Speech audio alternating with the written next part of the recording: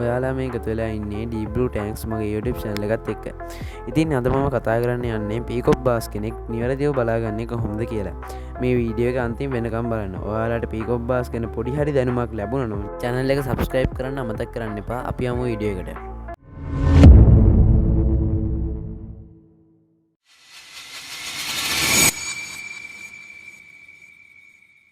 Peacock Bass කියන්නේ පට්ටම monster මාළුවෙක්. ඒ කියන්නේ ලංකාවේ ලෝකෙ පුරා තාමත් ප්‍රසිද්ධ මාළුවෙක්.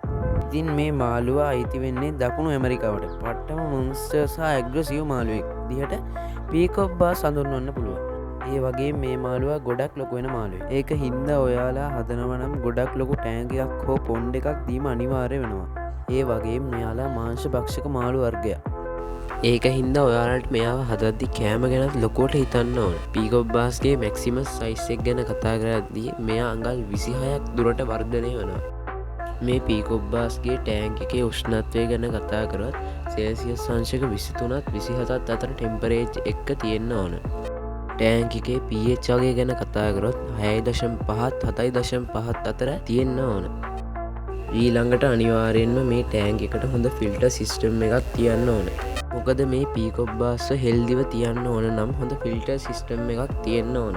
ඉතින් ඔය දේවල් ටික තමයි Peacock Bass ගැන විශේෂයෙන් කියන්න තියෙන්නේ.